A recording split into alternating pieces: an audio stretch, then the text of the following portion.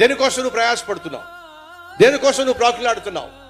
దేనికోసం నువ్వు పరుగులు తీస్తున్నావు? బ్యాంకులో డబ్బులు కొంచెం పెంచుకోవాలి, ఆస్తి పెంచుకోవాలి, అంతస్తు పెంచుకోవాలి, ఖరీదైనటువంటి కారు కొనుక్కోవాలి, ఖరీదైనటువంటి ఇంటిలో ఉండాలి, రకరకాల ఆలోచనలు కలిగి ఉంటున్నావు. ఒక్క నిమిషం ఆగు. దానికోసం తప్పులు చేస్తున్నావు, తప్పుటడుగులు వేస్తున్నావు, ఆత్మీయతను పాడు చేసుకుంటున్నావు, ఆరోగ్యాన్ని పాడు చేసుకుంటున్నావు, దేవునికి దూరం అయిపోతున్నావు, సేవకు దూరం అయిపోతున్నావు. ఒక్క నిమిషం ఆగు. నువ్వు గుట్టుక్కుమన్నావు. అడుగుతున్నా, బ్యాంక్ బ్యాలెన్స్ నీతో వస్తుందా? ఆమె బంగారం చూసి నేను ఎందుకు వేసుకోకూడదు? వేసుకుంటావు. వేసుకోవాలంటే అడ్డదారిలో పైకి వచ్చే ప్రయత్నం చేయాలి, చేస్తా.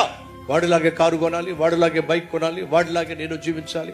అది ఏం చేయాలి? వాడిలాగే నేను తప్పు చేయాలి, వాడిలాగా నేను అన్యాయం చేయాలి, వాడిలాగా నేను మోసం చేయాలి, చేస్తా. అర్థం ఉందా? గుట్టుక్కుమన్నావు. ఎక్కడికి వెళ్తావు చెప్పు?